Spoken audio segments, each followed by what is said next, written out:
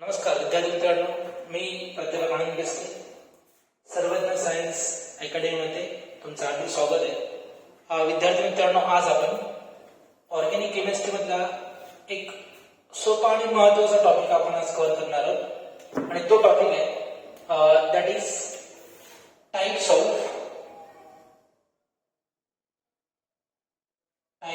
Of carbon atoms.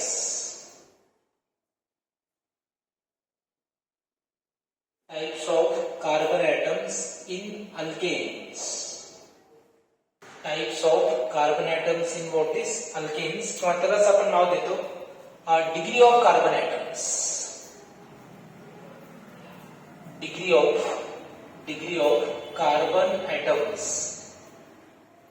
Degree of carbon atoms. Right? तर generally alkane माहिती आहे आपल्याला. अल्केन म्हणजे एक असा ग्रुप आहे की असा हायड्रोकार्बनचा ग्रुप आहे ज्याच्यामध्ये सगळे कार्बन्स sp3 हायब्रिडाइज्ड असतात. दोन कार्बनच्या मध्ये सिंगल बॉन्ड असतो, राईट. आणि ज्यांचा फॉर्म्युला हे अशा प्रकारे येतो दॅट इज CnH2n+2, राईट. जे कंपाऊंड्स अशा प्रकारचा फॉर्म्युला फॉलो करतात त्याला आपण अल्केन्स म्हणतो. आता जनरली जर बघितलं आपण तर अल्केन्स मध्ये चार प्रकारचे आपण कार्बन ॲटम सांगतो, right. There are 4 types of carbon atoms in what this alkane. First सांगतो आपण that is first one is a primary carbon atom. Then second सांगतो आपण secondary carbon item.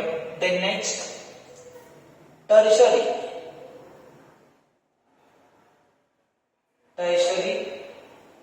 Carbon atom. आणि तिसरा ग्रुप सांगतो आपण that is quaternary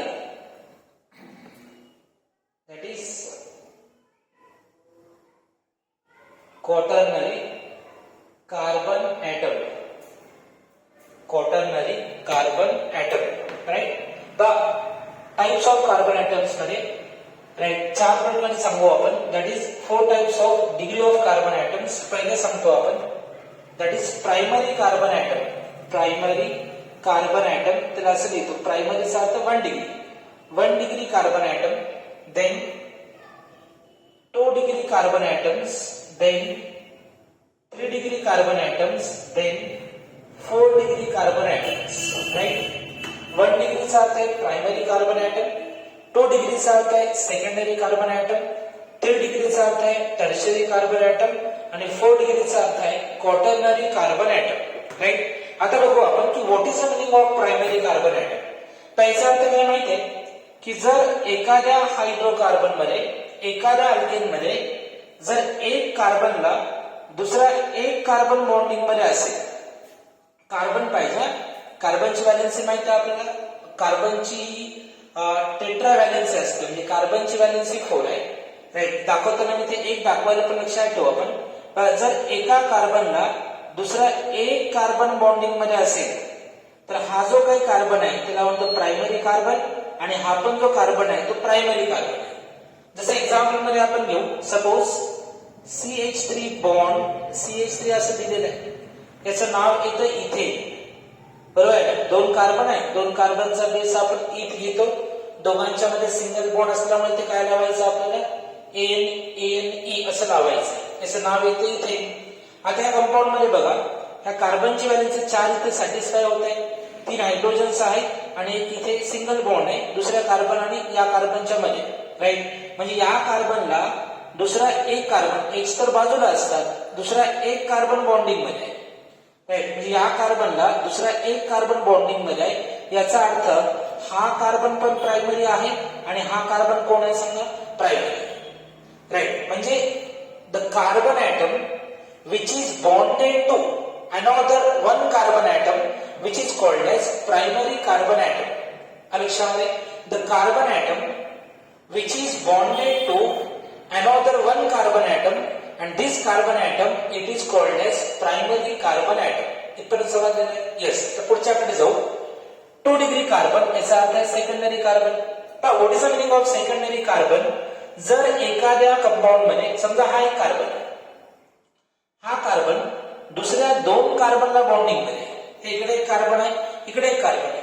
जर एखादा कार्बन दुसऱ्या 2 कार्बनला बॉन्डिंग मध्ये असेल तर या कार्बनला आपण म्हणू शकतो secondary carbon. Right. What is the secondary carbon? The carbon atom which is bonded to another 2 carbon atoms which is called as what is secondary carbon atom. Example you for example if this is given that is CH3 bond CH2 then CH3. त्या कंपाऊंडचं नाव काय होतं बघा, hydrocarbon आहे, सगळे single bond आहेत, अल्केनचे example आहे. कार्बनची संख्या मोजा. राईट. 3 कार्बनचा अर्थ बेस काय सांगा, प्रो. सिंगल बॉन्ड याचा अर्थ एनी. राईट. शेवटी एनी याचा earth it is alkane. It is a example of alkane.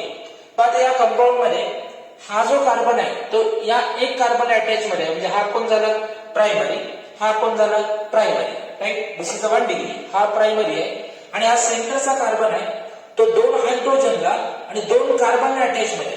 2 कार्बनला जर असेल तर याला काय म्हणतात ते सांगा, सेकंडरी कार्बन म्हणता येतं.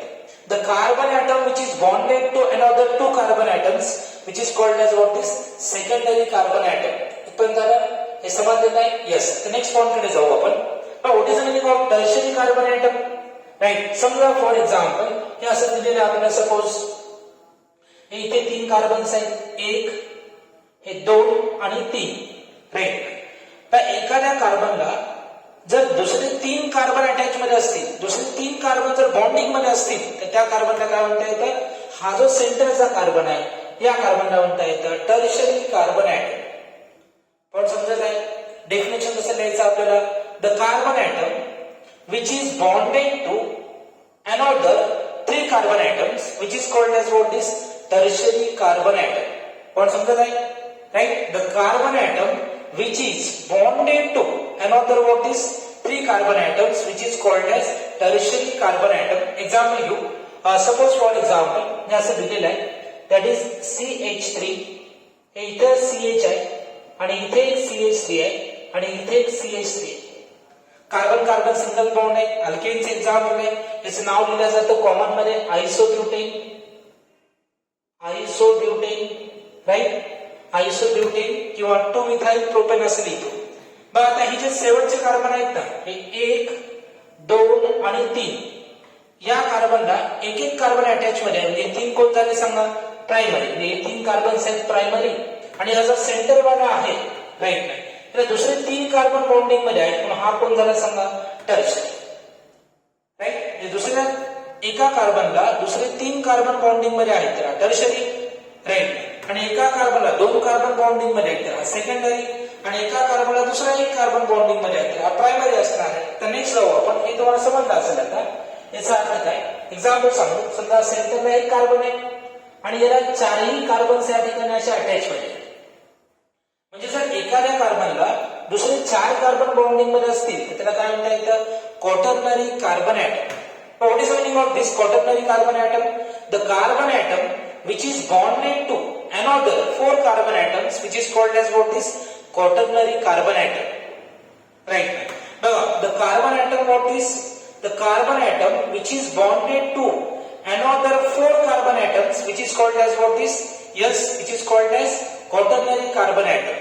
Right. Example सांगू आपण. समजा एक्झाम्पल दिलेले आहे CH3 single bond again CH3 single bond CH3 single bond CH.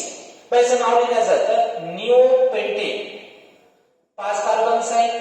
Right. हे बाजूचे 4 मधला एक 5चा बेस पेंट आहे. सिंगल बॉन्ड ए आणि सेकंड नंबरला 2 मिथाइल ग्रुप्स आहेत. निओपेंटेन. पण या कंपाऊंड मध्ये हे 3 CH3 ग्रुप्स आहेत ना, मिथाइल ग्रुप्स. त्या सेंटरच्या कार्बन अटॅच मध्ये, सेंटरचा कार्बन दुसऱ्या 4 कार्बन अटॅच मध्ये आहे. याला म्हणायचं क्वाटर्नरी कार्बन ॲटम. राईट. तरी समजलेलं आहे? Right. But revision. हा primary carbon, the carbon which is bonded to another 1 carbon, primary carbon atom. the carbon atom which is bonded to another 2 carbons, secondary carbon atom, the carbon atom which is bonded to another 3 carbon atoms, tertiary carbon atom, the carbon atom which is bonded to another 4 carbon atoms, that is quaternary carbon atom.